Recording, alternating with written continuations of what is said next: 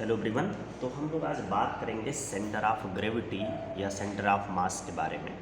तो आपको पता है इन जनरल वे में जहाँ पे कोई भी किसी भी बॉडी का सारा वेट जिस पॉइंट पर काम करता है वो उसकी सेंटर ऑफ ग्रेविटी कहलाती है।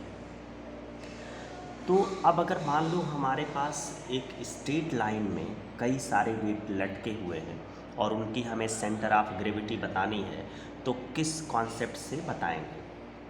देखिए, मान लीजिए जिस पॉइंट से हम मेज़र करें यानी जो हमारा ओरिजिन है वहाँ से x1 डिस्टेंस पर एक पॉइंट A1 है जहाँ से एक वेट W1 लटका हुआ है।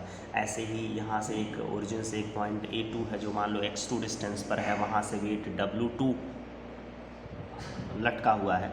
ऐसे ही इस तरह से A3 पे W3, इस तरह से W4 W5 मान लो n वेट हैं एक स्ट्रेट लाइन पर इस तरह से ये लगे हुए हैं। तो इनका जो कहीं एक ऐसा पॉइंट इस लाइन पर होगा जहाँ पर इन सब का टोटल वेट काम करेगा, वही पॉइंट हमारा कहलाएगा सेंटर ऑफ ग्रेविटी। तो हमें बेसिकली ये बतानी है कि जो हमारा ओरिजिन या जो हमारा इनिशियल पॉइंट है वहाँ से सेंटर ऑफ ग्रेविटी कितनी डिस्टेंस पर है, जिसको हम एक्स मीन्स एक्स के ऊपर एक लाइन बनाएंगे, एक्स मीन जैसे लिखते हैं वैसे रिप्रेजेंट करेंगे।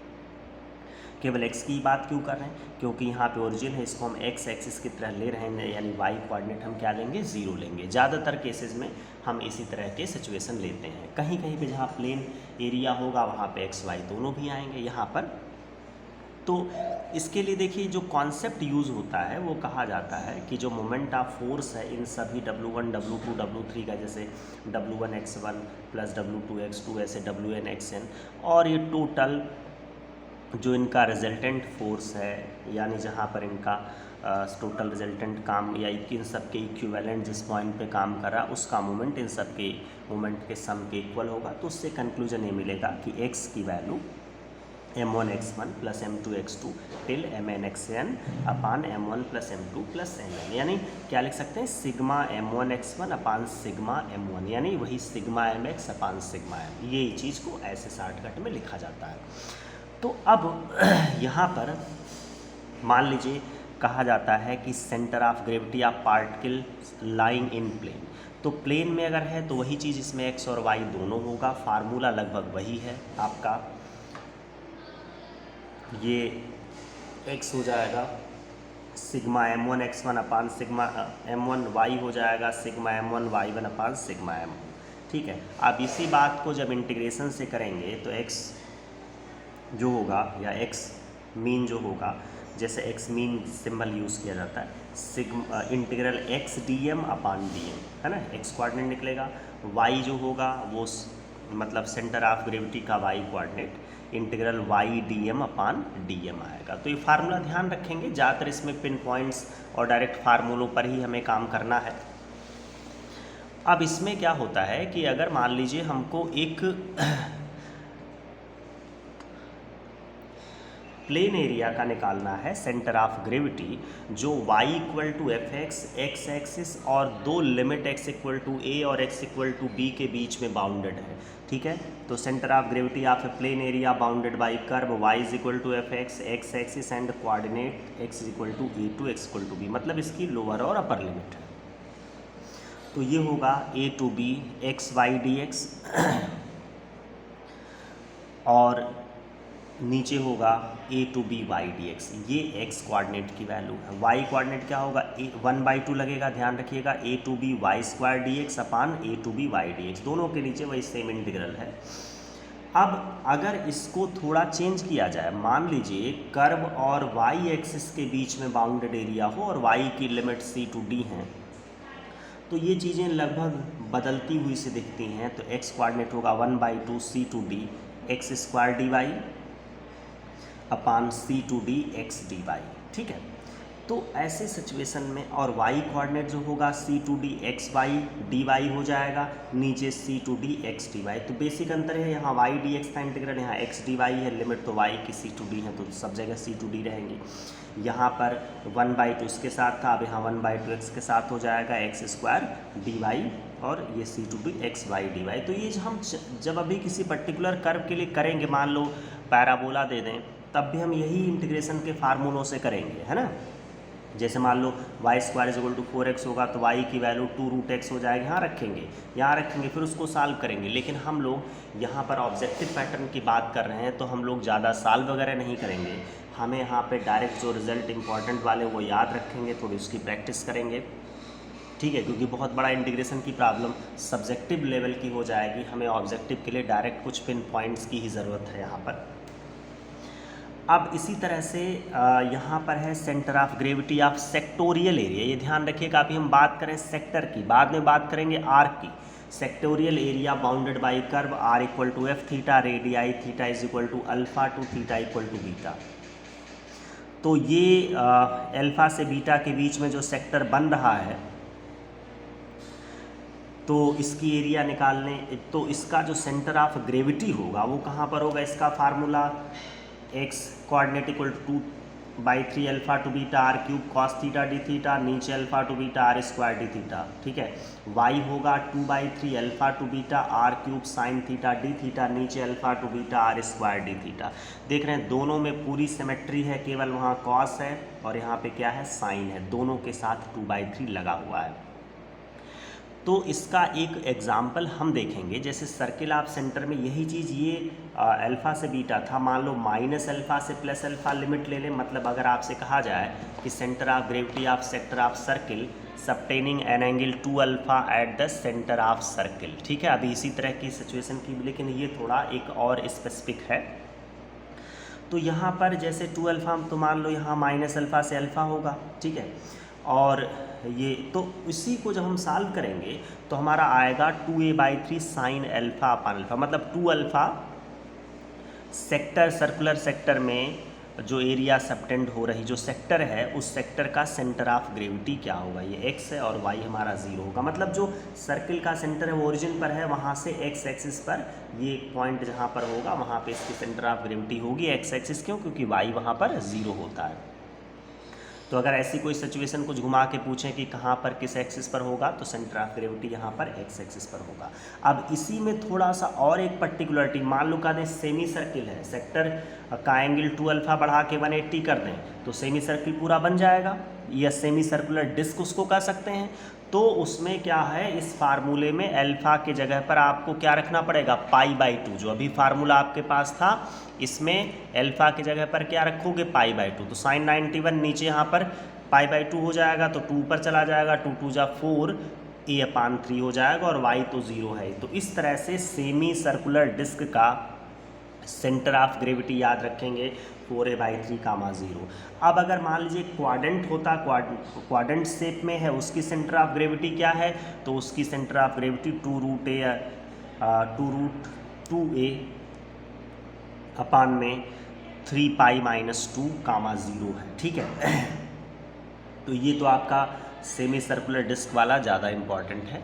अच्छा, अब मान लीजिए आपसे कहा जाए कि centre of gravity of area bounded by the parabola the x axis and latus rectum, मतलब y square equal to 4x वाला जोड़ा कॉमन वाला पैराबोला है उसके और लेटेस्ट रेक्टम के बीच में बाउंडेड एरिया का बहुत एक सिंपल सा टर्म है, और उसके ऊपर क्वेश्चंस बहुत बार एरिया फाइंड की गई होगी, पूछा भी जाता है।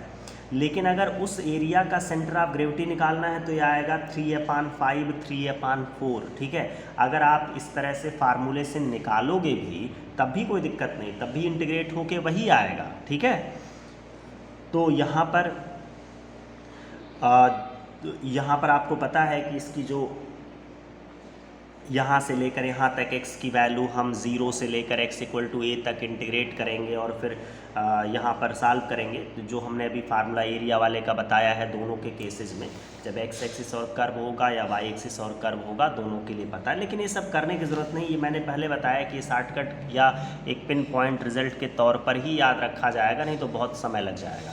तो ये भी एक इम्पॉर्टेंट है कि अगर आपका parabola y square is equal to 4x है, उसके और x एक्सिस के और उसके लेटेस्ट रेक्टम के बीच में बाउंडेड एरिया का जो सेंटर ऑफ ग्रेविटी होगा वो 3/5, 3/4 हो जाएगा, ठीक है। देखिए अब centre of gravity of uniform plane lamina bounded in first quadrant of the ellipse. अब इलिप्स वाला अभी देखिए पैराबोला के बाद इलिप्स आया, तो वही है कि जैसे पैराबोला के लिए, सर्किल के लिए, वैसे इलिप्स के मान लीजिए फर्स्ट क्वाड्रेंट में जो एरिया है उसका हम अगर सेंटर ऑफ ग्रेविटी निकालेंगे तो बड़ा आसान है, 4a/3 पाई 4b/3 पाई आएगा। इसको भी हम डायरेक्टली ध्यान रखेंगे, है ना। अच्छा, अब ये सवाल तो डायरेक्ट ही आया है, centre of gravity of an arc, इसको हम किसी भी आर्क तो समझते हैं, इस तरह का आर्क है ना, तो इसकी सेंटर ऑफ ग्रेविटी जैसे फार्मूला होता है x/dm/इंटीग्रल dm, है ना, ऊपर इंटीग्रल x dm नीचे dm होता है, और हम dm को रो ds लिख सकते हैं, यहाँ भी रो ds लिखेंगे तो क्या बनेगा, इंटीग्रल x ds/ds इंटीग्रल के अंदर। y कोऑर्डिनेट सेम तरह से y dm/dm दोनों इंटीग्रेशन में सिंप्लीफाई करेंगे तो ये y ds/ds आएगा। तो यही डायरेक्ट पूछा गया है कि सेंटर ऑफ ग्रेविटी किसी आर्क का फार्मूला क्या होता है वो बता सकते हैं। एक चीज़ यहाँ बता देना ठीक रहेगा कि ds अलग अलग जगहों पर पूछा जाता है, तो ds यानी से s लेंथ ऑफ आर्क है, उसका एक छोटा सा स्ट्रिप जो ds होता है वो √1 + dy/dx का होल स्क्वायर इंटू dx भी लिखा जा सकता है, या √1 + dx/dy का होल स्क्वायर इंटू dy लिख सकते हैं, या √r² + dr/dθ का होल स्क्वायर dθ लिख सकते हैं, या अगर ये दोनों x और y t के टर्म में है तो dx/dt का होल स्क्वायर प्लस dy/dt का होल स्क्वायर रूट के अंदर और dt लिख सकते हैं, ठीक है। तो इस तरह से ये जो ds की वैल्यूज हैं ये आपको याद रखनी है, इनका भी डायरेक्ट क्वेश्चन देखा गया है। अब कुछ एक इम्पॉर्टेंट है सेंटर ऑफ ग्रेविटी। आप देखिए, हम आर्क की बात करें तो आर्क का जिस फॉर्मूला लिखा, circular arc subtending an angle 2α at the centre. देखिए, वो सर्कुलर सेक्टर था जो सेंटर पे 2 एंगल सबटेन करता, उसका अलग था सेंटर ऑफ ग्रेविटी का फार्मूला, है ना। यहाँ पर जब एक सिर्फ आर्क है तो इसका होगा a sin α/α और y = 0। अब इसमें अगर मान लीजिए सेमी सर्किल वाला जो आर्क है इसका निकालना हो तो सेमी तो अल्फ़ा की वैल्यू क्या होगी, π/2, क्योंकि 2α में है a sin α/α, तो जब पाई हो जाएगा 2α के जगह पर, यानी अल्फ़ा π/2 रखेंगे तो sin π/2 1, ये π/2 तो 2a/π हो गया और y = क्या हो गया, 0 हो गया, ठीक है। तो ये भी बहुत इंपॉर्टेंट चीज़ है, इसको ध्यान रखिएगा। अब देखिए, अगर इसमें सॉलिड रिवॉल्यूशन का, किसी सॉलिड का सेंटर ऑफ ग्रेविटी निकालना है तो कैसे निकालेंगे, तो आपको पता है कि वॉल्यूम ऑफ सॉलिड निकालते हैं, उसका भी फार्मूला होता है। वैसे सेंटर ऑफ ग्रेविटी का होगा a to b, मान लीजिए a to b इन दो बाउंड्रीज़ के बीच में ये रिवॉल्व किया जा रहा है, तो a to b x/y² dx/a to b integral y² dx, x coordinate होगा सेंटर ऑफ ग्रेविटी का, और y कोऑर्डिनेट होगा a to b yx² dy/a to b x² dy, ठीक है। ये जनरल फार्मूला भी पूछा जा सकता है, इसलिए ध्यान रखिएगा। अब इसमें जो इम्पोर्टेंट वाले 2-3 के ऊपर बन सकते हैं उनका डायरेक्ट हम लोग रिजल्ट याद रखेंगे, जैसे centre of gravity of right circular cone, ठीक है। अगर हमें राइट सर्कुलर कोन जिसका वर्टेक्स मान लो ओरिजिन पर है तो और इसकी हाइट h है, तो उसकी सेंटर ऑफ ग्रेविटी होगी 3h/4, 0, मतलब यहाँ पे ओरिजिन से 3h/4 डिस्टेंस पे चलेंगे तो हमें सेंटर ऑफ ग्रेविटी इसकी क्या होगी, मिल जाएगी, ठीक है। इसी तरह से ये याद रखिएगा, इसी तरह से centre of gravity of solid uniform hemisphere of radius है, ये क्या है, हेमिस्फेयर है, अर्धगोला है, ठीक है, इस तरह से। तो इसका जो सेंटर है वो ओरिजिन पर है, तो ये होगा 3/8 और y = 0, x होगा 3/8, y = क्या होगा, 0 होगा। तो इस तरह से कह सकते हैं कि centre of gravity of hemisphere of radius a is point on its axis at distance 3/8 from its centre, ठीक है। अच्छा, अब देखिए यहीं पर centre of gravity of solid की बात है ना, revolving the area bounded by the parabola y² = 4x and it's latex rectum. अभी हमने इस पैराबोला और उसके लेटेक्स रेक्टम से जो बाउंडेड एरिया हो रहा था उसकी सेंटर ऑफ ग्रेविटी के बारे में पढ़ा था, है ना। वो सॉलिड का नहीं था, वो एरिया का सेंटर ऑफ ग्रेविटी 3/5, 3/4। अब इसको रिवॉल्व करके जो वॉल्यूम बनेगा, जो सॉलिड जनरेट होगा, उसकी सेंटर ऑफ ग्रेविटी निकालेंगे तो ये हमारा बनेगा 2a/3, 0, ठीक है। और इसी तरह से centre of gravity of solid form by revolving the quadrant of the ellipse about it's. अब देखिए ये तो अभी हमने देखा था कि जैसे हम एक क्वाड्रेंट की एरिया निकालेंगे, एरिया तो वही आएगा, लेकिन अगर इसका रिवॉल्यूशन मान लीजिए उस एक क्वाड्रेंट का एक्स एक्सिस के अबाउट कर मेजर एक्सिस के अबाउट करें तो उसकी सेंटर ऑफ ग्रेविटी 3/8 और y इक्वल टू 0, मतलब मेजर एक्सिस यानी एक्स एक्सिस के ऊपर पॉइंट मिलेगा।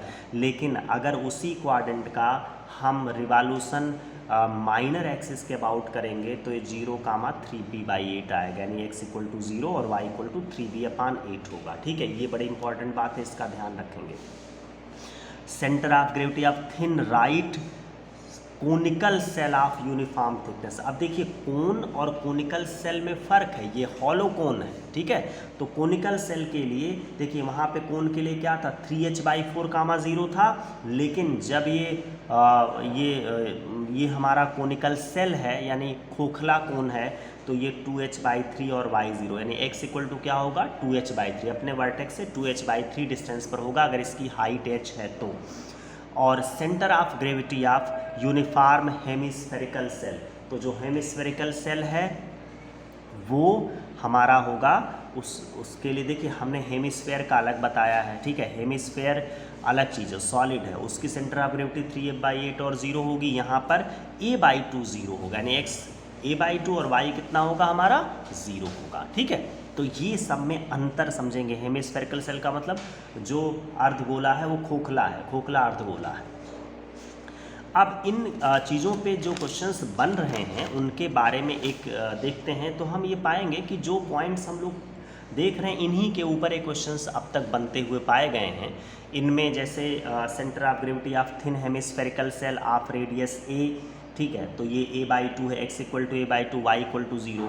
फिर इसके बाद 2010 में centre of gravity of solid figure form by revolving a quadrant of ellipse about minor axis, दोनों बताए मेजर माइनर का, मेजर एक्सिस के अबाउट रिवॉल्व कराएंगे तो एक्स एक्सिस के ऊपर पॉइंट है, माइनर एक्सिस पर है तो ये वाई एक्सिस पर है 0,3b/8। ऐसे ही एक और पीजीटी का क्वेश्चन था, बड़ा कॉमन सा ये है कि इसमें पूछा गया है कि हमें x इक्वल टू a से x इक्वल टू b के बीच में बाउंडेड जो आर्क है उसकी सेंटर ऑफ ग्रेविटी किस फार्मूले से निकालेंगे, यानी उसका x कोऑर्डिनेट होगा। तो अभी थोड़ी देर पहले हमने लिखा है कि x कोऑर्डिनेट होगा x ds/ds, a to b जो दो लिमिट है ना, इनमें से कोई नहीं ये होगा। y कोऑर्डिनेट जो होगा वो a to b y ds/a to b ds है, ठीक है। एक क्वेश्चन देखिए GIC 2015 का है, इसमें कहा गया है centre of gravity of uniform circular arc subtending N angle 2 alpha eight the centre. तो हमने इसके लिए डायरेक्ट रिजल्ट लिखा हुआ है कि 2 अल्फा है तो ये क्या होगा a sin अल्फा/अल्फा हो जाएगा, वही सेमी ये आर्क वाला है ना, ठीक है। सेमी सर्कुलर आर्क में क्या है a sin अल्फा/अल्फा है। अब उसी में मतलब 2 अल्फा एंगल में जो आर्क है उसके लिए ये है। सेमी सर्किल के लिए भी हम लोगों ने निकाला था, यहाँ पे π/2 रख दिया था, तो यहाँ पर हमारा ये 2a/π आ रहा था। इसके लिए भी हमने पॉइंट आपको लिखवा दिया था। देखिए यहाँ पर यही वाली चीज़ें हैं कि ये सर्कुलर आर्क है 2 अल्फा में, तो ये फार्मूला डायरेक्ट पूछ लिया गया, और अगर ये सेमी सर्किल होगा तो अल्फा को हम π/2 रख के निकाल सकते हैं। तो इस तरह से इस पर कुछ प्रॉब्लम्स बन रही हैं और इनको इतने पॉइंट्स आप ठीक से क्लियर कर ले, उम्मीद करते हैं क्वेश्चन मिल जाने चाहिए।